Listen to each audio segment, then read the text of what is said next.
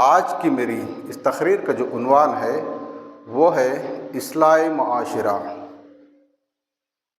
اصلاح معاشرہ انشاءاللہ آج جس طریقے سے آپ لوگ اشتہار کے ذریعے دیکھے ہیں وہی عنوان پہ انشاءاللہ میں آج بات کرنے کی کوشش کروں گا۔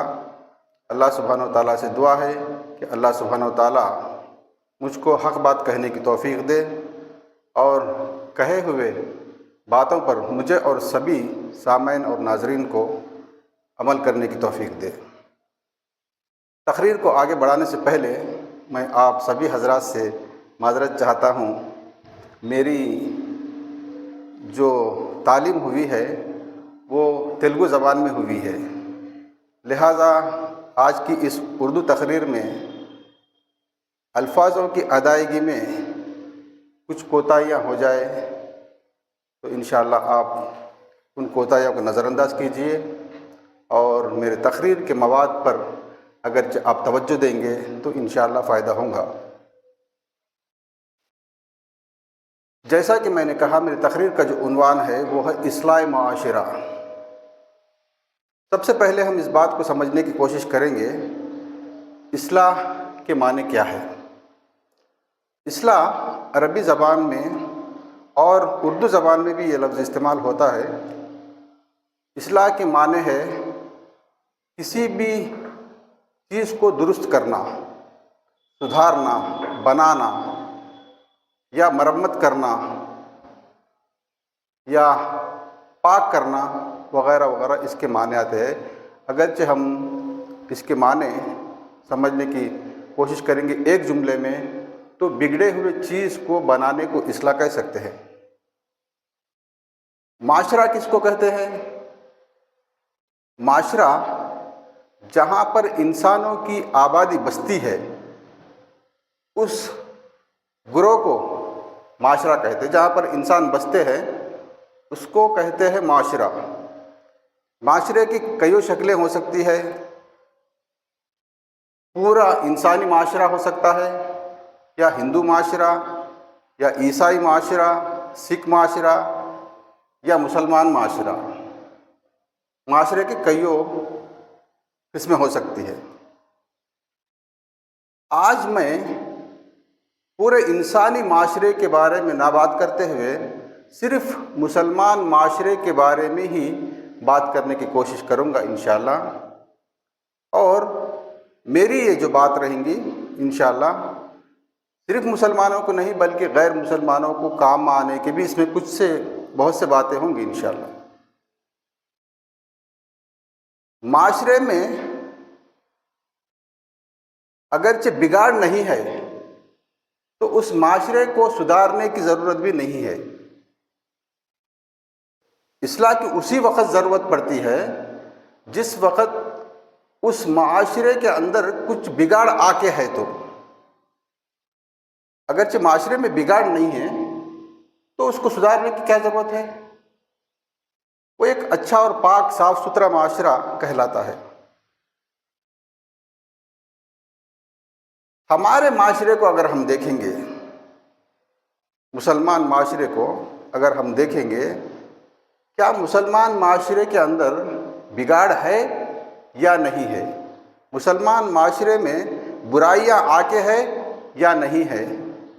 تو میں اور ایک طریقے سے بولنے کی ضرورت نہیں ہے، آپ لوگوں کے سامنے کھلی کتاب کی طرح مسلمان معاشرے کی تصویر آپ لوگوں کے سامنے ہے۔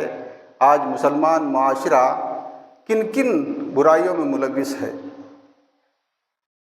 پورے برائیوں کا اصلاح کرنا ایک تقریر میں یہ ناممکن ہے، اسی لیے انشاءاللہ کچھ نقاط کے اوپر بات کرتے ہوئے میں بات کو آگے لے جانے کی کوشش کروں گا انشاءاللہ۔ اصلاح کے بارے میں ہم جب سوچتے ہیں، قرآن مجید میں اس کے بارے میں کئیوں آیتوں میں اللہ سبحانہ و تعالیٰ ہم کو لوگوں کو برائی سے بچا کے اچھائی کی طرف لے کے آنے کے واسطے حکم فرماتے ہیں، یعنی کہ لوگوں کی اصلاح کرنے کے واسطے برائی سے اچھائی کی طرف لے کے آنا کیا ہے؟ ایک بگڑے ہوئے آدمی کو اچھا بنانا ہے، ایک برے سماج کو اچھا سماج بنانا ہے۔ اس کے بارے میں قرآن مجید میں کئیوں آیتوں میں اللہ سبحانہ و تعالیٰ ہم کو تعلیم فرماتے ہیں کہ تم اس کی اصلاح کرو، لوگوں کو برائی سے اچھائی کی طرف بلاؤ۔ مثال کے طور پہ اگر ہم پڑھیں گے قرآن مجید تو قرآن مجید میں اللہ سبحانہ و تعالیٰ فرماتے ہیں سورہ مائدہ میں سورہ نمبر 5 کی آیت نمبر 2 میں، اچھے کاموں میں ایک دوسرے کی مدد کیا کرو اور برے کاموں میں ایک دوسرے کی مدد مت کیا کرو۔ اچھے کاموں میں ایک دوسرے کی مدد کیا کرو، برے کاموں میں ایک دوسرے کی مدد مت کیا کرو۔ اللہ سبحانہ و تعالیٰ ہم کو گائیڈ کر رہے ہیں، یہاں پر ہم کو بتا رہے ہیں ایک معاشرے کو کس طریقے سے ہم اصلاح کر سکتے ہیں، کس طریقے سے ہم لوگوں کو برائی سے بچا کے اچھائی کی طرف لے کے آنے کے واسطے کام کر سکتے ہیں، اس کی تربیت ہم کو یہاں پر دی جا رہی ہے۔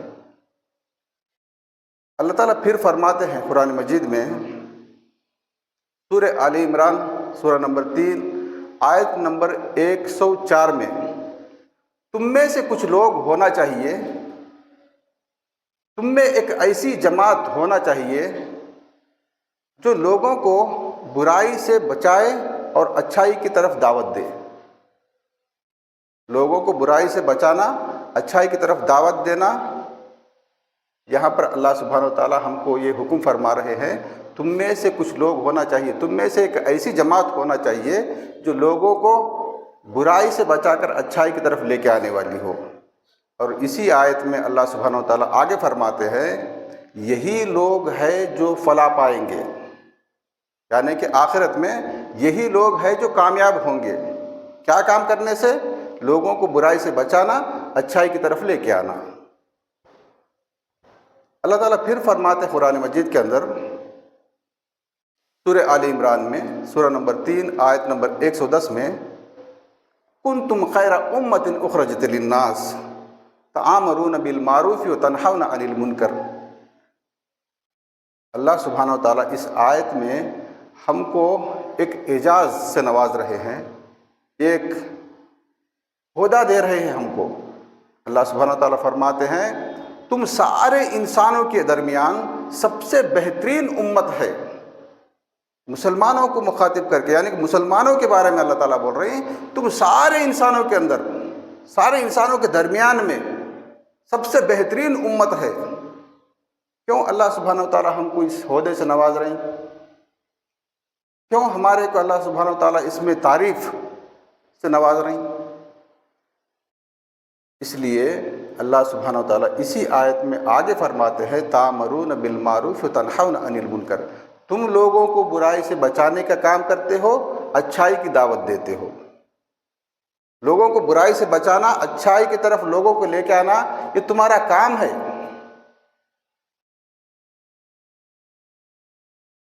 اللہ کے نبی محمد صلی اللہ علیہ وسلم ایک حدیث میں فرماتے ہیں صحیح مسلم میں حدیث نمبر 70 کے اندر، اگرچہ معاشرے میں تم کوئی برائی کو دیکھتے ہیں تو کوشش کرو اپنے ہاتھ سے روکنے کی، اگرچہ ہاتھ سے نہیں روک سکتے تو کوشش کرو زبان سے روکنے کی، اگرچہ زبان سے بھی نہیں روک سکتے تو آپ اس برائی کو دل کے اندر برا جانو، یہ ایمان کا کمزور حصہ ہے، بولتے ہیں اللہ کے نبی صلی اللہ علیہ وسلم۔ کیا کرنا؟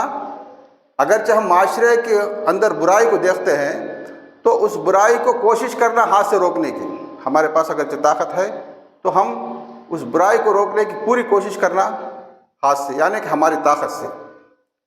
نہیں، اگر ہمارے پاس وہ طاقت نہیں ہے تو ہم کیا کرنا؟ کم سے کم اس کو بولنا بھائی یہ کام برا ہے، اس کو مت کرو، یہ کام سے معاشرے کی تباہی ہوگی، یہ معاشرہ بگاڑ کی طرف چلا جائے گا، اس سے نقصان ہوگا معاشرے کا، کم سے کم ہم زبان سے کہنا چاہیے۔ اگرچہ اتنا بھی ہمارا ایمان نہیں ہے یا اتنی طاقت نہیں ہے ہمارے پاس، اتنی استطاعت بھی ہمارے پاس نہیں ہے بولنے کی، تو ہم کو کیا کرنا چاہیے؟ کم سے کم دل کے اندر اس کو برا کوسنا، برا سمجھنا۔ اگرچہ یہ بھی نہیں کرے سمجھیے تو ہم پھر برائیوں میں ملوث ہونے کے پورے امکانات ہیں، کیونکہ ایک آدمی برائی کو برائی نہیں سمجھتا تو پورے امکانات ہے وہ آدمی اس میں پھر شامل ہو جاتا۔ جب برائی کو دل سے برا سمجھیں گا تو بچنے کی تو کم سے کم کوشش کریں گا۔ اللہ کے رسول محمد صلی اللہ علیہ وسلم اور ایک حدیث کے اندر فرماتے ہیں، ترمذی شریف کے اندر، تم لوگوں کو برائی سے بچانے کا کام کرتے رہو، اچھائی کی دعوت دیتے رہو، ورنہ اللہ سبحانہ و تعالیٰ کا عذاب تم پر نازل ہوگا اور تم دعائیں مانگتے رہو گے، تمہاری دعائیں قبول نہیں ہوگی۔ اللہ اکبر۔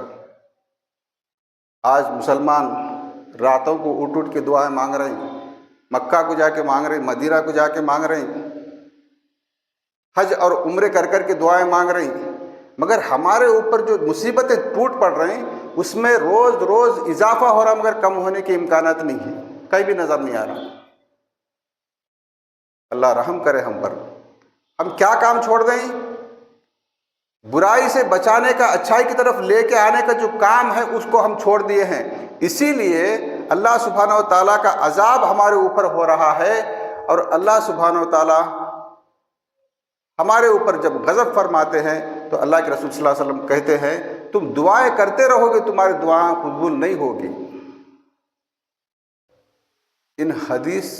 ان قرآن کی آیتوں سے اور ان حدیثوں کے ذریعے ہم کو یہ بات معلوم ہوتی ہے کہ ہم لوگوں کو برائی سے بچانے کا کام کرنا، اچھائی کی طرف بلانے کی دعوت دینا، یہ ہمارے اوپر ذمہ داری ہے، فرض ہے، ہمارے اوپر ضروری ہے، ہمارے اوپر فرض ہے۔ یہ ایک مثال آپ لوگوں کے سامنے رکھنے کی کوشش کروں گا۔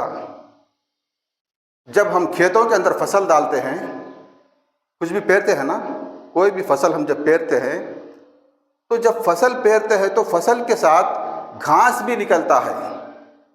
فصل کی جب بیج ڈالتے ہیں ہم کھیت میں، اس کے ساتھ ساتھ گھاس بھی آتا ہے، سمجھ رہے نا؟ جب تک اس گھاس کو کھرچ کر نہیں پھینکتے، جب تک اس گھاس کو صاف نہیں کرتے، یعنی کہ اس کی اصلاح نہیں کرتے کھیت کی، اس وقت تک وہ فصل کو نہیں ہونے دیتا۔ اگرچہ کھرچانی نہیں کریں گے کھیتوں کے اندر، وہ پورا 100% یہ امکانات ہے کہ فصل کو ہی پورا برباد کر دیں گا، صرف گھاس ہی رہ جائے گا۔ اتنی اہمیت ہے اصلاح کی۔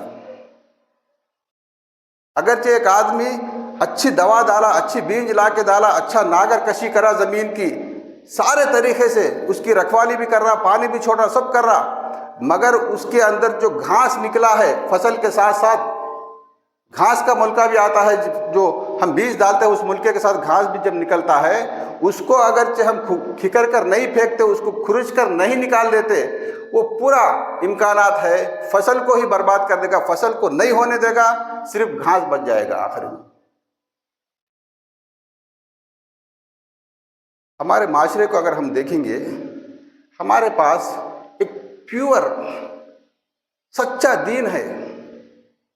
اللہ تعالیٰ قرآن میں فرماتے ہیں، سورہ آل عمران سورہ نمبر 3 آیت نمبر 19 میں، ان الدین عند اللہ الاسلام، ایک ہی دین ہے جو اللہ سبحانہ و تعالیٰ کے یہاں قابل قبول ہونے والا ہے، یعنی کہ سچا دین۔ اس کے ساتھ ساتھ بہت سا گھاس بھی نکلے ہوا ہے، اور گھاس کی انتہا یہ ہے، فصل جو پیور دین ہے وہ اب نا کے برابر ہو رہا ہے دن پہ دن، اور صرف گھاس ہمارے پاس بڑے لہرائیوں کے ساتھ نکل رہا ہے۔ ہماری روز مرہ کی جو زندگی ہے، ہم اگرچہ قرآن اور حدیث کو سامنے رکھ کر دیکھیں گے، ہمارے زندگی کا 10% حصہ بھی قرآن اور حدیث کے حساب سے نہیں گزر رہا۔ 10% حصہ بول رہا ہوں میں، 10% حصہ بھی قرآن اور حدیث کے مطابق نہیں چل رہا ہے۔ ہمارے زندگی کا روز مرہ جو معاملات ہیں وہ نہیں چل رہے، پورا معاملہ ریورس ہے۔ ہم ہر چیز کو دین سمجھ کے عمل کر رہے ہیں، تب کہ وہ دین نہیں ہے۔ دین سے بغاوت کے کام بھی ہے، اس میں دین سے دشمنی کے کام بھی ہے، مگر ہمارے کو سمجھ میں نہیں آتا۔ کیوں؟ ہم نہ قرآن کو ترجمے کے ساتھ پڑھنے کی کوشش کریں، نہ حدیثوں کے اوپر ہمارا کوئی علم ہے، نہ اللہ کے رسول صلی اللہ علیہ وسلم کی سیرت پہ ہماری کبھی نظر پڑتی، کچھ بھی نہیں۔ ہمارے دادا کرے تھے، ہم باوا کرے تھے، ہم کر رہے، ہم ہمارے بچوں کو وہی وراثت میں دے کے جانے والے ہیں، یہی دین سمجھ رہے ہم۔ اصلاح معاشرہ کی جب بات آتی ہے، بہت سے چیزیں ہیں جس کی اصلاح ہونا ضروری ہے، مگر ہم سارے چیزوں کو یہاں پر ڈسکشن نہیں کر سکتے، اس واسطے کچھ نقاط پہ آپ لوگوں کے سامنے بات کرنے کی کوشش کروں گا انشاءاللہ، جو موٹے موٹے باتیں ہیں جس کے اوپر کوئی جماعت یا فرقوں والا کا اختلاف نہیں ہوں گا انشاءاللہ۔ ایسے باتیں میں آپ لوگوں کے سامنے رکھنے کی کوشش کروں گا۔ مثال کے طور پہ، پیدائش ایک اہم مرحلہ ہے زندگی کا، اس کے بعد شادی ایک اہم زندگی کی چیز ہے، اس کے بعد موت ایک بڑی چیز ہے۔ یہ تین یا اور ایک دو نقاط وقت کو نظر میں رکھتے ہوئے میں ڈسکشن کرنے کی کوشش کروں گا۔ سب سے پہلے پیدائش کے بارے میں ہم بات کرنے کی کوشش کریں گے۔ اللہ کے رسول محمد صلی اللہ علیہ وسلم صحیح بخاری کے اندر کتاب الایمان میں جلد نمبر 1 کتاب الایمان میں ایک حدیث میں فرماتے ہیں، جب ماں کے رحم کے اندر بچہ 4 مہینے کا ہوتا ہے تو اللہ سبحانہ و تعالیٰ اس ماں کے رحم کے ساتھ ایک فرشتے کو مقرر کر دیتے ہیں۔ سمجھ رہے نا؟ ماں کے رحم میں ایک فرشتے کو اللہ سبحانہ و تعالیٰ مقرر کر دیتے ہیں وہ بچے کے ساتھ میں، اور اسی حدیث میں اللہ کے نبی صلی اللہ علیہ وسلم فرماتے ہیں اس کی جو تقدیر لوح محفوظ میں لکھ کر رکھی ہوئی تھی، یعنی کہ اس دنیا کو بنانے سے پہلے اللہ سبحانہ و تعالیٰ سارے کائنات کی تقدیر کو لکھے ہوئے ہے، اس کی جو تقدیر یعنی کہ جو ماں کے رحم میں بچہ ہے، ماں کے پیٹ کے اندر جو بچہ ہے، اس کی جو تقدیر ہے اس کو فرشتے لے آ کے اس کے گلے میں پہنا دیتے ہیں جب وہ ماں کے پیٹ کے اندر 4 مہینوں کا ہوتا ہے۔ کیا سمجھ میں آیا؟ ماں کے پیٹ کے اندر جب بچہ ہوتا ہے 4 مہینے کا ہوتا ہے تو اس وقت اس کی تقدیر اس کے گلے میں ڈال دی جاتی ہے۔ اب وہ تقدیر اس کے واسطے پوری موت تک وہی رہیں گی۔ مگر ہمارے پاس ایک ایسا عقیدہ، بد عقیدگی ہمارے معاشرے میں آج دیکھنے میں آتی ہے، جب بچہ یا بچی پیدا ہوتی ہے تو ہمارے پاس چھٹی کے نام سے ایک رسم ہوتی ہے۔ چھٹی بول کے کرتے نا، ادھر بھی کرتے ہیں، ہاں، یہ سارے علاقے میں نظر میں آتا ہے۔ چھٹی کی جو رسم ہے یہ حقیقت میں ہندو مذہب کا رواج ہے، مسلمانوں کا رواج نہیں ہے۔ منوسمرتی بول کے ایک کتاب ہے ہندوؤں کی، ان کے مذہب کے حساب سے یہ رسم ہوتا ہے ہمارے معاشرے میں۔ ہمارے کو آج تک معلوم ہی نہیں، ہمارے لوگ اب بولنے کو بھی تیار نہیں کوئی۔ کیا ہوتا ہے اس رسم میں؟ اس چھٹی کے رسم میں بچہ یا بچی پیدا ہوتی ہے یا پیدا ہوتا ہے، 5ویں دن یا 6ویں دن اس کو، بچی کو صاف صفائی کے ساتھ نلا دھلا کے صاف صفائی کر کے ایک جگہ سلا دیتے ہیں۔ جو کمرے میں جو گھر میں اس کو سلاتے ہیں، جہاں پر رکھنا چاہتے ہیں، اس گھر کو پہلے صاف کرتے ہیں، پورا مکمل طریقے سے دھو دھلا کے صاف صفائی کرتے ہیں۔ ہو سکا تو اس میں خوشبو کی چیزیں بھی لگاتے ہیں، اور وہاں پر ایک چراغ لگاتے ہیں، اس کے ساتھ سونے چاندی کے زیور رکھتے ہیں۔ عورت بچی اگر چاہے تو سونے چاندی کے زیور، کچھ برتنیں، لکھنے پڑھنے کے پین پیپر یعنی تو تختی وغیرہ رکھتے ہیں، اور پورے گھر کے بچوں کو ایک روم میں ڈال کے بند کر دیتے ہیں۔ اگر بچے ہیں تو چھوٹے چھوٹے بچے راستے میں سے ہٹو، ابھی چھٹی ماہ آنے والے ہیں اندر۔ استغفر اللہ العظیم، چھٹی ماہ اندر آتے ہیں کیا کرنے کے واسطے؟ اس چراغ کی روشنی میں بچہ یا بچی کی تقدیر لکھتی انہوں کو۔ استغفر اللہ العظیم۔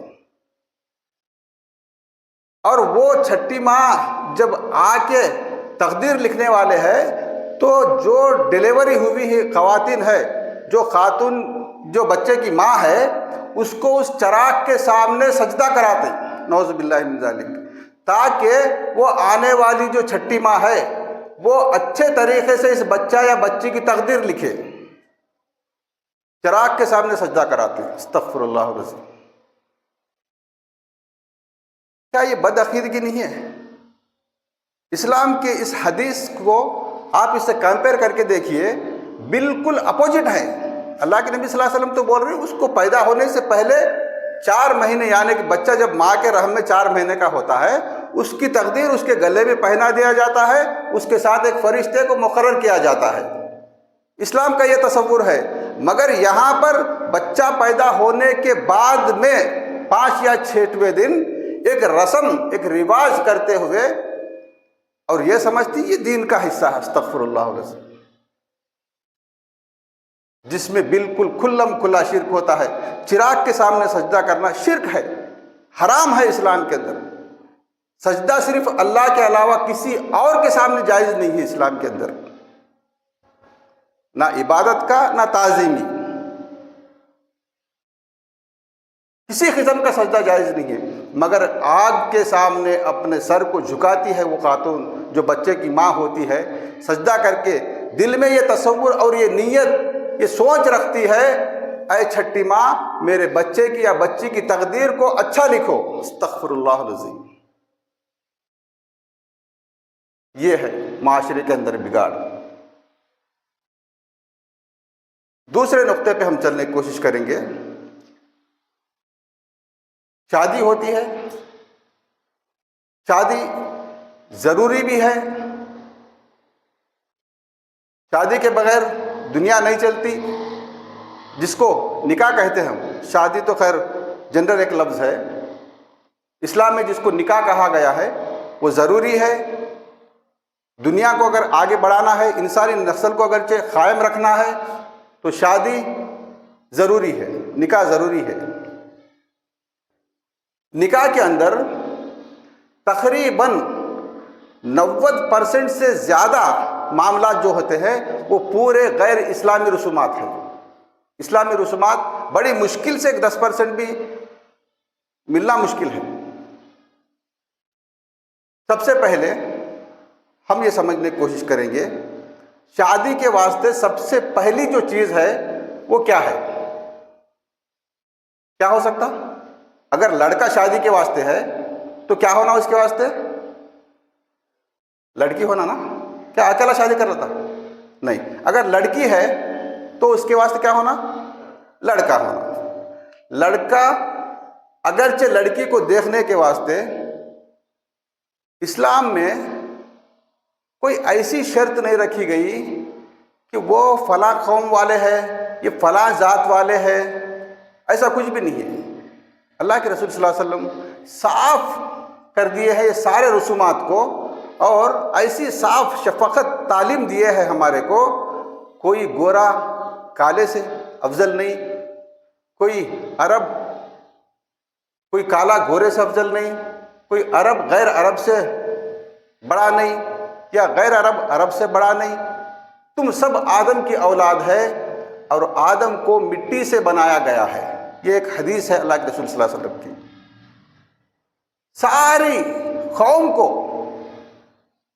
جو مسلمان قوم ہے، مسلمان امت ہے، اس ساری امت کو ایک پلیٹ فارم پہ لا کے اللہ کے نبی صلی اللہ علیہ وسلم کھڑا کر دیے ہیں، اور پریکٹیکل طور پر اپنی زندگی میں اللہ کے رسول صلی اللہ علیہ وسلم ہر الگ الگ قبیلے کے لوگوں سے الگ الگ قبیلے کے لوگوں کی شادی کرائے ہیں، نکاح کرائے ہیں۔ خود اللہ کے نبی صلی اللہ علیہ وسلم ایسے خواتین سے شادی کیے ہیں جو ٹرائبل لوگ بولتے ہیں، جو سمجھے آج کے بالکل پچھڑے طبقے کے لوگ جس کو کہیں گے، پورا جن کو کوئی تہذیب تمیز نہیں ہے، ایسے کچھ معاشرے ہوتے ہیں نا، ایسے لوگوں میں اللہ کے نبی صلی اللہ علیہ وسلم جا کے دین اسلام کی دعوت دیتے ہیں۔ تو ایک قبیلہ جو اس طریقے کا ہوتا ہے، اللہ کے نبی صلی اللہ علیہ وسلم جب جا کے اسلام کی دعوت دیتے ہیں تو ان کے جو لوگ ہوتے ہیں، بڑے لوگ ان کے قوم کے اندر کے، وہ لوگ ایک شرط رکھتے ہیں، ہم کو برابری کا اگرچہ حصہ ملتا ہے یعنی کہ ہم تمہارے برابر بیٹھ سکتے ہیں، تمہارے برابر اٹھ سکتے ہیں، تمہارے دسترخوان پہ بیٹھ کے کھا سکتے ہیں، تم سے ہم مصافحہ کر سکتے ہیں، گلے لگا سکتے ہیں، تو ہم ایک شرط پہ اسلام قبول کریں گے۔ کیا ہے شرط؟ ہمارے قبیلے کی ایک لڑکی سے آپ نکاح کرنا۔ کس کو بول رہے ہیں؟ نہیں سمجھ میں آ رہا؟ اللہ کے رسول صلی اللہ علیہ وسلم کو یہ شرط لگا رہے ہیں ہمارے قبیلے کی ایک لڑکی سے آپ نکاح کرنا، تو اللہ کے نبی صلی اللہ علیہ وسلم اس شرط کو منظور کرتے ہیں اور آپ نکاح فرماتے ہیں۔ آج مسلمانوں کے اندر کیا ذات پات کا نظام نہیں ہے؟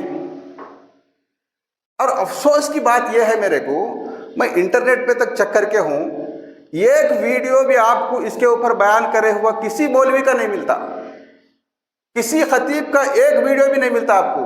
میں تقریباً میری عمر 50 سال ہے اب، آج تک میں اس کے اوپر تقریر کرتے ہوئے کسی جلسے میں نہیں سنا، کسی جمعہ کے خطبے میں نہیں سنا، کوئی اجتماع میں اس کے اوپر ڈسکشن نہیں ہوتا۔ کیا ہو؟ دیکھو بھائی، کبھی کوئی بھی اجتماع ہوتا ہے، کوئی بھی تقریر ہوتی ہے، کوئی ایک چیز کے اوپر ہوتی ہے۔ مثال کے طور پہ لوگ نماز نہیں پڑھ رہے تو نماز کو اہمیت دینے کے واسطے تقریر ہوتی ہے۔ اگرچہ معاشرے میں شراب پینے والے زیادہ ہے تو شراب کی حرمت کے اوپر بیان ہوگا، اگرچہ سود خور زیادہ ہے تو سود خور کے واسطے کیا کیا سزائیں اسلام میں اس کی حرمت کے اوپر بیان ہوگا۔ اس طریقے سے ہوتا نا، یعنی کہ معاشرے میں جس چیز کے اوپر غلط عمل ہو رہا ہے اس کی اصلاح کے واسطے کوشش کرتے ہیں۔ کیا مسلمان معاشرے کے اندر ذات پات نہیں ہے؟ اس کے اوپر کیوں بات نہیں کرتے ہمارے لوگ؟ کوئی جماعت والے اس کے اوپر بات کرنے کے واسطے تیار نہیں، کوئی آرگنیشن والے اس کے اوپر کبھی بھی زبان ہلانے کو تیار نہیں۔ کیا ہے وہ؟ ہم جب بچے کو دیکھنے جاتے ہیں یا بچی کو دیکھنے جاتے ہیں رشتہ کرنے کے واسطے، تو ہمارے پاس ارے نہیں بھائی وہ سیدوں کی لڑکی ہمارے کو نہیں جمتی، جبکہ انہیں سید رہتا ہی نہیں، نام لگا لی سو رہتا خالی۔ اس کے بعد ٹھیک ہے بھائی سید کے واسطے اگرچہ کچھ چھوٹ ہوں گی تو وہ سید ہے تو ٹھیک ہے، اوکے۔ اس کے بعد وہ فقیراں کی لڑکی ہے ہم نہیں کرتے، وہ چمڑے والوں کی لڑکی ہے ہم نہیں کرتے، وہ لدافوں کا بچہ ہے ہم بچی نہیں دیتے، یہ پنجاروں کا بچہ ہے ہم بچی نہیں دیتے۔ یہ کہاں سے لے کے ہم آخر؟ کیا یہی تعلیمات ہے اسلام کی؟ اللہ کے نبی صلی اللہ علیہ وسلم خود عمل کر کے بتا رہی، ایک ایسے خاندان سے جس کے پاس کوئی تمیز نہیں ہے، ایسا ایک خاندان، ایسا ایک معاشرہ، میں نام لے کے بولا تو ہو سکتا ہے دوسرے لوگوں کو، جو گروہ کے لوگ ہیں ان کو تکلیف ہوتی ہے، میں اس واسطے نہیں بول رہا ہوں۔ جو آج ہمارے معاشرے میں ہے بالکل پچھڑے طبقے کے لوگ، گئے گزرے لوگ، جن کے پاس کوئی دین کا تصور نہیں، کوئی خدا کا تصور نہیں، ان کے پاس نہ کوئی تمیز ہے، نہ کوئی تمدن ہے، کوئی علم نہیں ہے، پڑھے لکھے لوگ بھی نہیں رہتے، سارے برائیاں اس معاشرے میں رہتے ہیں۔ ایسے لوگوں کے اندر اللہ کے نبی صلی اللہ علیہ وسلم اسلام کی دعوت دیتے ہیں تو اللہ کے رسول صلی اللہ علیہ وسلم ان کی شرط پر خود اپنے واسطے ایک نکاح فرماتے ہیں۔ اور صحابہ کو، کئیوں صحابہ کو اللہ کے نبی صلی اللہ علیہ وسلم نکاح کیے ہیں ایک دوسرے قبیلوں کے لڑکیوں کے ساتھ۔ مثال کے طور پہ بلال رضی اللہ تعالیٰ عنہ جو ہے وہ بالکل کالے رنگ کے تھے، جن کو حبشی کہا جاتا ہے، حبش کے علاقے کے، جو رنگ میں بالکل کالے ہوتے ہیں۔ ان کا نکاح کوئی حبش کی لڑکی سے تو نہیں ہوا، ان کے علاقے میں جا کے وہ نکاح کر کے نہیں آئے، بلکہ مکہ میں آنے کے بعد، مدینہ میں آنے کے بعد یہاں کے لڑکیوں کے ساتھ صحابہ اکرام شادیاں کرے ہیں، کئیوں شادیاں۔ جو صحابہ اسلام قبول کرتے تھے اور اللہ کے نبی صلی اللہ علیہ وسلم کے یہاں پر رہنے کی کوشش کرتے تھے، زیادہ تر دوسرے علاقوں سے آ کے یہاں پر بس کے یہاں کے لڑکیوں کے ساتھ شادی کرتے تھے، اور اس میں مختلف گروہ کے لوگ تھے، مختلف، یہاں کے حساب سے بولے تو مختلف ذاتوں کے لوگ تھے، مختلف برادریوں کے لوگ تھے۔ مگر آج قریشی ہے تو صرف قریشی کو لڑکی دیتا، لڑکی کرتا، چمڑے والے ہیں تو چمڑے والوں کی لڑکی دیتے، چمڑے والے لڑکی کرتے ہیں، فقیرہ ہیں تو فقیروں کی لڑکی دیتے، لڑکی کرتے ہیں، شیخ ہے تو شیخ کی لڑکی کرتے، شیخ کو ہی لڑکی دیتے ہیں، چاؤش ہے تو چاؤش کی لڑکی دیتے، چاؤش کی لڑکی کرتے ہیں۔ بہت سے لوگ، اگر خان ہے تو خان کی لڑکی دیتا، لڑکی کرتا، باہر بالکل دیتے نہیں، کوئی کمیونٹی والے دینے کو تیار نہیں۔ کیوں نہیں دیتے؟ اس کے اوپر ہمارے علماء اکرام زبان نہیں کھولتے، تربیت نہیں کرے لوگوں کو۔ اسلام ایسا کچھ بھی نہیں ہے بول کے بولنے کو تیار نہیں ہے، اس وجہ سے لوگوں کی تربیت نہیں ہونے کی وجہ سے جکڑے ہوئے ہیں لوگ۔ جو گروپ والے اسی گروپ میں جکڑ کے ہیں، قریشی قریشی میں رہ گیا، فقیر فقیر میں رہ گیا، چمڑے والا چمڑے والے میں رہ گیا، خان خان میں رہ گیا، پٹھان پٹھان میں رہ گیا، پٹیل ہے تو پٹیل میں رہ گیا، چودھری ہے تو چودھری میں رہ گیا۔ کئیوں ذاتیں ہیں مسلمانوں کے اندر۔ سب سے پہلا رشتہ ہونے کے واسطے جو کنڈیشن ہے وہ یہی ہے۔ اس کے بعد ہوں گا معاملہ لین دین کا، لڑکی پسند ہے نہیں پسند ہے، وہ سارے معاملات بعد میں ہوں گے۔ پہلے گھر کو جانے سے پہلے یہ دریافت کر لیتے انہیں کون سے کمیونٹی کے ہیں، پوری سیرت پسند ہے، پورے عادتیں پسند ہے، اچھے لوگ ہیں، پڑھے لکھے ہیں، اچھا خاندان ہے، ان کے خاندان کے اندر تعلیم یافتہ لوگ ہیں، دیندار لوگ ہیں، لڑکی دیندار ہے، سب ہے۔ نہیں بھائی، مگر وہ ان کی ذات ذرا دوسری ذات کیا ہے، کہتے ہیں نا، بھائی نہیں بولے آپ، استغفر اللہ العظیم، بولتی میرے سامنے بولے سے بات ہے، اور میں یہ کوئی قصے کہانیاں نہیں کہاں کہ تو امریکہ کے قصے نہیں سنا رہا ہوں آپ لوگوں کو، ہمارے معاشرے میں میرے اطراف میں رہنے لوگ میرے سامنے بولے سے باتیں ہیں یہ، اور آپ لوگوں کو بھی یہ بات معلوم ہے، کوئی چھپی ہوئی بات نہیں ہے، کھلی تصویر ہے آپ لوگوں کے سامنے۔ اور جو علماء زبان موچ کے ہیں ان کو بھی یہ بات معلوم ہے، زبان کھولنے کو تیار نہیں ہے۔ کیا فرق ہے بھائی تمہارے میں اور ایک غیر میں؟ انہیں دھنگر ہے تو دھنگر سے شادی کرتا، کولی ہے تو کولی سے شادی کرتا، حجام ہے تو حجام سے شادی کرتا، اگرچہ کوئی دوسرا ریڈی ہے تو ریڈی سے کرتا، برہمن ہے تو برہمن سے کرتا، لنگایت ہے تو لنگایت سے کرتا۔ جتنے ان کے پاس گروہ ہے وہ ایک دوسرے میں بچی نہ دیتے نہ لیتے۔ تمہارے پاس بھی وہی ہے، قریشی قریشی کو دیتا، حجام ہمارا کیا بولتے، فقیر فقیر کو دیتا، پٹیل پٹیل کو دیتا، خان خان کو دیتا، لداف لداف کو دیتا، پنجارہ پنجارے کو دیتا۔ کیا ہمارے اندر اسلام ہے؟ اسلام آخر کہتے کس کو ہے؟ ہمارے سمجھ میں آیا، پورا مکمل ایک نظام زندگی گزارنے کا اسلام اس کو کہتے ہیں، پورا مکمل نظام، آپ کے پیدائش سے لے کے موت تک، بلکہ موت کے بعد کے حالات کو بھی یہاں پر ہم کو بتایا جاتا ہے، تمہارے ساتھ کیا ہوگا، قبر میں تمہارے ساتھ کیا ہونے والا ہے، حشر میں تمہارے ساتھ کیا ہونے والا ہے، جنت کیسی ہوگی، جہنم کیسی ہوگی، سارے معاملات ہمارے پاس پورے واضح تعلیمات ہیں۔ اس کے باوجود بھی ہم اس کو سمجھنے کے تیار نہیں، اور ہمارے لوگ سمجھانے کو بھی تیار نہیں۔ بہرحال شادی کے معاملے میں ہم بالکل ہندوؤں کا جو رسم ہے، ہندوؤں کا جو رواج ہے اس کے ساتھ چل رہے ہیں، اسلام کی تعلیمات کے ساتھ نہیں۔ اس کی اصلاح کی بہت ضرورت ہے۔ دوسرا نقطہ، ہم اگر شادی کے بارے میں دیکھیں گے، اسلام میں لڑکا لڑکی کو مہر دینا ہے، لڑکا لڑکی کو مہر دینا ہے، اگرچہ نکاح کرنا ہے تو یہ ایک کنڈیشن ہے، ایک شرط ہے اسلام کے اندر۔ مگر ہمارے پاس بالکل اپوزٹ، لڑکی کے پاس سے پیسے لے کے 50,000 1 لاکھ 2 لاکھ جو بھی ہے اس کے اسٹیٹس کے حساب سے، اس کے عہدے کے حساب سے، اس کے پاس سے پیسے لے کے 5,000 10,000 روپے مہر بنتا ہے۔ بالکل ہندوانہ رسم، یہ اسلام کا تصور نہیں ہے۔ جودھا اور اکبر کا رسم ہے یہ۔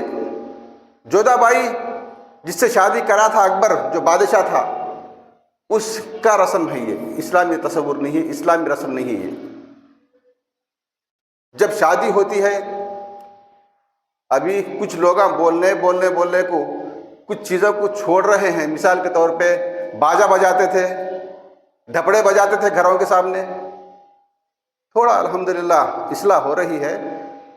اور میں کہوں گا یہ دیہات کے لوگوں کو پہلے سمجھ میں آیا، یہ ہندوؤں کا رسم ہے، ہندوؤں کے جیسا کام ہم نہیں کرنا بول کے۔ حیدرآباد میں آج بھی مرفے باجے بجانے میں چلو گا۔ بڑے بڑے شہروں کے اندر ہم جب دیکھتے ہیں ٹرافک جام ہو جاتی ہے بڑی بڑی، کیا ہے؟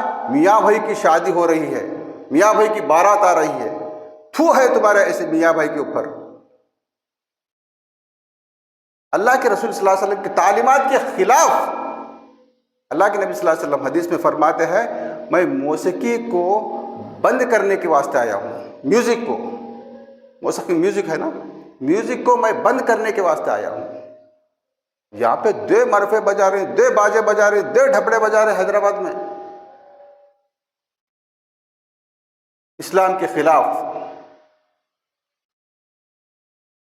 شادی کے اندر جو رسومات ہوتے ہیں اس میں سے ایک رسم جس کو لوگ بہت اہم سمجھتے ہیں، میں تقریباً 15 سال سے دعوت کے فیلڈ میں ہوں الحمدللہ، لوگوں میں اصلاح کی کوشش بھی کرتا ہوں اور دعوت بھی دیتا ہوں غیر مسلمانوں کو۔ میرے کو بھی یہ بات سمجھ میں نہیں آئی تقریباً 1 سال پہلے تک۔ میں سمجھتا تھا کہ بھئی اسلام کے اندر شادی جو ہوتی ہے اس میں تقریباً چیزیں غیر اسلامی ہوتے ہیں، نکاح صرف اسلامی ہوتا ہے، میں یہ سمجھتا تھا، جو کہ میری رائے غلط تھی، جو کہ میری سوچ غلط تھی۔ آپ لوگ بولیں گے کہ بھئی نکاح کیسے غلط ہو سکتا ہے؟ اسلام میں نکاح کی اہمیت ہے، مگر مسلمان معاشرے میں نکاح کی کوئی اہمیت نہیں ہے۔ کیوں اتنی بڑی بات بول رہے ہیں بول کے آپ لوگ تعجب کریں گے۔ ہم اگرچہ معاشرے کو دیکھتے ہیں، معاشرے کے اندر جب تک لچھا نہیں بنا جاتا گلے کے اندر، وہ نکاح تصور ہی نہیں کرتے لوگ۔ اگرچہ لچھا نہیں بنے، شادی کیسا ہوا سرکار جی، بات تمہیں بول رہے ہیں، مگر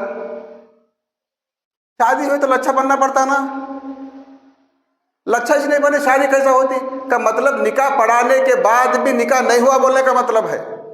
ان کے تصور میں، ان کے دماغ میں یہ بات ہے، اگرچہ لچھا بنے تو شادی ہوئی سرکار، نکاح پڑھاؤ تم پوری قرآن پڑھ کو بخشو ان کے اوپر، اس سے ان کو کچھ لینا دینا نہیں ہے۔ جب تک لچھا نہیں بنتے، گلے میں منگل سوترم جس کو بولتے، ہمارے عورتیں، مسلمانوں کی عورتیں بھی اس کا تھوڑا نام چینج کر کے منگل سوتر بول کر رکھ لے رہے۔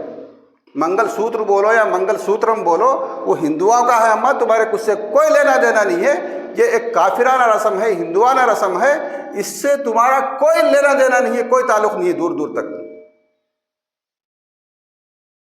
ہم سمجھتے کہ بھائی نکاح ہو گیا بس ختم ہو گیا، مگر عورتیں نہیں سمجھتے۔ عورتیں لچھا بنے تک شادی نہیں کیسا ہوتی جی، بات تم بول رہے ہیں۔ ہمارے دادی کو دیکھی، ہمارے نانی کو دیکھی، سو بڑے بڑے لوگ بول رہے ہیں ہمارے، وہ زمانے سے کہ چپکے سے کر لیتا ہے انہوں، یہ دماغ میں بیٹھے ہوا ہے۔ اس کی اصلاح کون کرنا؟ ہمارے لوگ بہت ڈیپ جو باتیں ہیں ہمارے اندر، جو دلوں میں بسے ہوئے ہیں، اس کے اوپر بات کرنے کی کوشش نہیں کرتے آج، اوپر اوپر کے باتیں، اور زیادہ بولے تو اس کو لڑانے کے باتیں۔ اگر لڑائی تو آدمی جلدی شہین ہوتا۔ اگر میں یہاں کچھ تنازع کی بات کر دوں، بات وائرل ہو جاتی، 1-2 دن میں فیمس ہو جاتا ہوں، مگر میرے کو اس کی چاہت نہیں ہے۔ میں حق جو بات ہے وہ چاہے میرے سامنے 2 آدمی بیٹھ کے سنے، یا 1 آدمی بیٹھ کے سنے، یا 2000 آدمی بیٹھ کے سنے، میرے کو اس سے کوئی فرق پڑنے والا نہیں ہے۔ جو بات حق ہے میں وہی بتانا چاہتا ہوں۔ اور لوگ آج فیمس ہونے کے واسطے، پاپولرٹی کے واسطے، عزت اور شہرت کے واسطے ایک دوسرے کے خلاف بات کریں، وہ جماعت والا ایسا، یہ جماعت والا ایسا۔ ارے بھائی پورے جماعتوں کے اندر ہے یہ، پورے جماعت کے لوگوں کے پاس وہ کوئی جماعت اس سے بچے ہوئی نہیں۔ اکا دکا کوئی اگرچہ کوئی ایک آدھ جماعت ہوں گی جو ایسے غلط رسومات کے اندر شامل نہیں ہوں گی، مگر میکزیمم پورے مسلمان معاشرے کو اگر ہم دیکھیں گے، 100% اگرچہ مسلمان ہے تو اس میں 90% لوگ یہ پورے میں جو رسومات بتا رہا ہوں اس میں ملوث ہے۔ بڑی مشکل سے 10% ہوں گے جو اس کے اوپر عمل نہیں کرتے، ان رسومات میں شامل نہیں ہوں گے۔ ہاں اس میں بھی پھر اس 10% میں بھی اکا دکا کہیں نہ کہیں دوسرے سے پھر ٹچ ہوتے، وہ چاہے کتنا متقی رہو، کتنا پرہیزگار رہو، کتنا بڑے جماعت کا امیر رہو، انہیں پھر اپنے بچے کے واسطے جب بچی دیکھتا، ارے نہیں بھائی وہ ہمارے اس میں رہے تو چچا، ہمارے برادری کی بچی رہے تو چچا، کہیں نہ کہیں اٹک کے ہے، ایک میں سے نکلے تو دوسرے میں پھر پھنس کے ہے۔ ہو سکتا ہے لچھا نہیں بنتے ہوں گے ان کی بیوی کو، مگر بچی کو دیکھتے جگہ یہاں اٹک جاتے آگے۔ پھر اس کے بعد ہمارے پاس چوتھی کا رسم ہوتا ہے شادی کے بعد. موٹے موٹے نقطے بتا رہا ہوں میں آپ لوگوں کو، جو کہ ہندوانہ رسم ہے، اسلام سے اس کا کوئی لین دین نہیں. چوتھی کا رسم ہے کیا؟ چوتھی کا رسم بھائی، نہ دن چوتھی نہ رات چوتھی. چوتھی کیا ہے؟ انڈے پھوڑ کے ایک دوسرے کو لیپ لے رہی، کوئی گوبر لگا رہی، کوئی چکڑ لگا رہی. ہوتا نا ادھر بھی؟ کیا نہیں ہوتا؟ ہاں، جوان جوان لڑکے اور لڑکیاں، میں اپنے آنکھوں سے دیکھا ہوا منظر بول رہا ہوں، خصوصاً پھپھو پھپھا کے بیٹے بیٹیاں ہوتے ہیں نا، جس سے نکاح ہونے کے امکانات ہے، ایسے رشتے ایک دوسرے کے اوپر انڈے پھوڑ کے سروں کو لگاتے، منہ کو لگاتے، بچوں کو، نوجوان بچوں کو اپنے جسموں کے اوپر لیپتے. بعض وقت چکڑ لے کے پورے بچی کو لگا دیتی. بعض وقت تو میں دیکھا ہوں پورا پانی اس کے اوپر، گندا پانی بچی کے اوپر ڈالے تو پہلے ہی جو خواتین کپڑے پہنتے ہیں بالکل پتلے پہنتے ہیں، وہ کپڑے جب بھگ جاتے تو اندر کے پورے حصے نمائش ہوتے تھے. استغفر اللہ العظیم. اور میں یہ کوئی کتابوں میں پڑھے ہوئے باتیں نہیں بول رہا ہوں، میں دیکھے سو باتیں، میرے سامنے گزرے ہوئے باتیں بتا رہا ہوں آپ لوگوں کو، اور آپ لوگ بھی اس کو دیکھے ہوئے ہیں، میں یقین کرتا ہوں انشاءاللہ. کیا اس کی اصلاح کی ضرورت نہیں ہے؟ یہ ہندوانہ رسم نہیں ہے. کیا اسلام یہ تعلیمات دیتا؟ اسلام تو پردے کے اندر عورت کو رکھنے کا حکم دیتا. جب نکاح ہوتا، نکاح کے ٹائم میں عورت باہر نہیں رہتی ہے نا. نکاح ہونے کے دوسرے تیسرے دن چوتھی کی رسم کے نام پہ انہیں اس کو لیپ رہی، انہیں اس کو لیپ رہا. کیا ہے یہ؟ پورا غیر اسلامی رسومات ہیں. پھر اس کے بعد ہم وقت کو نظر میں رکھتے ہوئے آخری نقطے پہ جائیں گے انشاءاللہ. صرف 5 منٹ باقی ہے 1 بجنے کے واسطے. موت، ہر انسان کو ایک دن موت کا مزہ چکھنا ہے. کل نفس ذائقۃ الموت.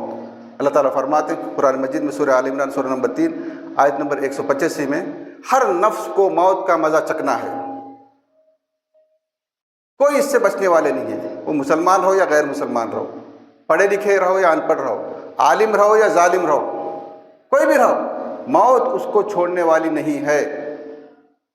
جب موت ہوتی ہے، ایک انسان کا انتقال ہوتا ہے، اس میں بھی ہمارے پاس اکثر جو عمل ہوتا ہے وہ اسلام کے خلاف ہی ہوتا ہے.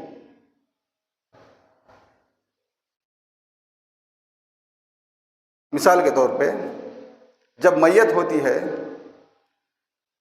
میت کے بعد میں ہمارے پاس جو رسومات ہمارے معاشرے میں دیکھنے میں آتے ہیں وہ تیجے کے نام سے. تیجا جو کرتے ہیں اسلام میں، اس کے بارے میں ہم کو کوئی تعلیم نہیں ملتی. 10واں جو کرتے ہیں اس کی کوئی تعلیم نہیں ملتی. 40واں جو کرتے ہیں اس کی کوئی تعلیم نہیں ملتی، نہ قرآن میں ہے نہ حدیث میں ہے. سال کو 1 مرتبہ پھر سے برسی کرتے ہیں ان اس کی بھی کوئی قرآن اور حدیث میں تعلیم نہیں ملتی. پھر اس کی تعلیمات اگرچہ قرآن حدیث میں نہیں ہے تو یہ تعلیمات لوگوں کے پاس آئی کہاں سے، کس کے اوپر عمل کر رہے ہیں لوگ. تو الحمدللہ میں دوسرے مذاہبوں کا مطالعہ کرتے رہتا ہوں. ہندو مذہب کی ایک کتاب ہے منوسمرتی، جس کو منو دھرم شاسترم بھی کہتے ہیں. یہ ایک ہندو کو پورا کس طریقے سے زندگی گزارنا ہے اس کی شریعت مانی جاتی ہے. وہ ان کے یہاں منوسمرتی یا منو دھرم شاسترم بھی کہتے ہیں اس کو. اس کے اندر یہ سارے رسومات جو ہمارے معاشرے میں لوگ آج انجام دیتے ہیں، وہ چاہے تیجا ہو، 10واں ہو، 40واں ہو یا سال میں 1 مرتبہ کرتے ہیں، یہ سارے رسومات اسی کتاب کے اندر لکھے ہوئے ہیں. وہ لوگ 3 دن کو کہتے ہیں پنڈ پردھانم. ان کی کتاب کے اندر لکھے ہوا ہے پنڈ پردھانم کہتے ہیں اس کو. 3 دن کو. 10 دن کو کہتے ہیں دش دنا کرما. دش دنا کرما 10 دن کا کرم. پھر اسی طریقے سے 20 دن یا 40 دن کو بھی ان کے پاس کچھ رسومات ہوتے ہیں جو گڑی بیم کے نام سے دیتے ہیں، یا پھر کسی کو کھانا کھلانے کے نام پہ کچھ رسومات ادا کرتے ہیں ان کے مذہب کے حساب سے. یہ سارے کے سارے تعلیمات غیر اسلامی ہے. ہندو مذہب کے کتاب کے حساب سے ہم عمل کر رہے ہیں. استغفر اللہ العظیم. شعور نہیں ہے، معلومات نہیں ہے. ہمارے لوگ ہیں تو ہماری کتاب نہ کو پڑھو بول رہے ہیں، قرآن کو نہ کو پڑھو بول رہے ہیں، حدیث کو نہ کو پڑھو بول رہے ہیں. اب دوسری مذہب کی کتاب اگرچہ تم پڑھیں گے تو تمہاری خیر نہیں ہے، پھر کافر بول کے فتویٰ دینے کو بھی کم نہیں. ارے بھائی، ہم اگرچہ کچھ معلومات کرنے کے واسطے کوئی کتاب پڑھ رہے ہیں تو ہمارے کچھ معلومات تو ہوں گا نا. جیسا کہ میں نے چھٹی کے بارے میں بتایا، یہ چھٹی کا رسم جتنا ہمارے گھروں کے اندر ہوتا ہے یہ پورا اس کتاب میں لکھے ہوا ہے. 6 دن کو جو چھٹی کرتے ہیں وہ اس کو چٹکما کہا جاتا ہے. چٹکما ہمارے پاس چھٹی ماں بول کو ترجمہ کرے ہمارے بڈھیا. یہ کوئی کیا بولتے ہیں کتابوں سے ٹرانسلیشن ہوئے ہوا نہیں ہے، یہ بڈھیوں کا ترجمہ ہے. ہمارے جو گھر کے بڈھیا رہتے نا بڑے بڑے، وہ چٹکے ماں کو چھٹی ماں بنا دی. یہ چھٹی ماں کا جو پورا میں آپ لوگوں کے سامنے ذکر فرمایا، یہ پورا کا پورا منوسمرتی میں ہے. یہ بھی ان کے حساب سے ہم عمل کر رہے ہیں. تو بہرحال یہ جو مرنے کے بعد کا معاملات ہم کر رہے ہیں، وہ چاہے 10واں ہو، 20واں ہو، 30واں ہو یا 40واں ہو یا سال کے ایک مرتبہ ان کے پاس آ کے پیدل پنگا بول کے کرتے رہتے ہیں، وہ سارے کے سارے ان کی کتاب کے حساب سے ہم ہمارا دین سمجھ کے عمل کرتے جا رہے ہیں. استغفر اللہ العظیم. کیوں؟ ہمارے کو اصل جو تعلیمات ہے وہ لوگ ہمارے جو ذمہ دار لوگ ہیں وہ تعلیم ہمارے پاس نہیں پہنچائے. اور جو پہلے کی تعلیمات ہمارے باپ دادا کوئی نہ کوئی مسلمان جو بنے ہیں وہ غیر مسلمان تھے. کبھی نہ کبھی آپ 4 صدیاں پیچھے جاؤ یا 4 پیڑھیاں پہلے جاؤ، کوئی نہ کوئی ہمارے جو پرکھے تھے وہ غیر مسلمان تھے. وہ جو رسومات ہے اس کو نہیں چھوڑتے ہوئے کنٹینیو عمل کرتے ہوئے آ رہی. وہ اگرچہ کٹ جانا ہے تو ہمارے پاس جو تعلیمات ہے لوگوں میں وہ عام ہونا، اور وہ بھی بتانا کہ اس کے ساتھ ساتھ یہ اس کتاب کی تعلیمات ہے اس کو چھوڑ دو. جب تک یہ بات نہیں ہوتی لوگوں میں یہ رسومات جو ہے ختم نہیں ہونے والے ہیں. میں بات کو ختم کروں گا انشاءاللہ قرآن مجید کی اس آیت سے جو میں آپ لوگوں کے سامنے تقریر کے شروع میں تلاوت فرمایا تھا. اللہ تعالیٰ قرآن مجید میں فرماتے ہیں سورہ بقرہ سورہ نمبر 2 کی آیت نمبر 208 میں، یا ایھا الذین آمنوا ادخلوا فی السلم کافہ، اے لوگو جو ایمان لائے ہو. اللہ تعالیٰ کیا بول رہے ہیں یہاں پہ؟ اے لوگو جو ایمان لائے ہو تم اسلام کے اندر پورے طریقے سے داخل ہو جاؤ. ایک ایمان والا ہے تو پھر اسلام کے اندر داخل ہونا کیا ہے؟ ہمارے کو ایسا سمجھ میں آتا، مگر اللہ تعالیٰ ایمان والوں کو جو بول رہے ہیں تم ایمان تو لا لیے مگر پورے طریقے سے اسلام کے اندر داخل ہو جاؤ. آدھا تیتر آدھا بٹر نہیں چلتا، آدھا یہ کریں گے آدھا وہ کریں گے نہیں چلتا. جو ہمارے کو سمجھ میں آیا وہ کریں گے وہ نہیں چلتا، جو ہمارے کو نہیں سمجھ میں آیا وہ چھوڑ دیں گے، ایسا نہیں چلتا. پورے طریقے سے اسلام کے اندر داخل ہو جاؤ. یا ایھا الذین آمنوا ادخلوا فی السلم کافہ، اے ایمان والو تم پورے طریقے سے اسلام کے اندر داخل ہو جاؤ. ولا تتبعوا خطوات الشیطان، شیطان کے نقش قدم پر مت چلو، وہ تمہارا کھلا دشمن ہے. انہ لکم عدو مبین، شیطان تمہارا کھلا دشمن ہے. اللہ تعالیٰ فرما رہے ہیں تم پورے طریقے سے اسلام کے اندر داخل ہو جاؤ، شیطان کے نقش قدم پر مت چلو، شیطان تمہارا کھلا دشمن ہے بول رہے اللہ تعالیٰ. اللہ سبحانہ و تعالیٰ سے دعا ہے کہ اللہ سبحانہ و تعالیٰ ہم سب کو کہنے اور سننے سے زیادہ نیک عمل کرنے کی توفیق دے. ہمارے کہنے میں اگر کچھ غلطیاں ہو گئی تو اللہ سبحانہ و تعالیٰ ان کو معاف فرمائے، اور جو حق باتیں ہیں جو اللہ سبحانہ و تعالیٰ کہنے کی توفیق دی ہے ان تمام حق باتوں پر ہم سب کو سننے والوں کو عمل کی توفیق دے. ربنا تقبل منا انک انت السمیع العلیم وتب علینا انت التواب الرحیم برحمتک یا ارحم الراحمین. الحمد للہ رب العالمین. السلام علیکم ورحمۃ اللہ وبرکاتہ.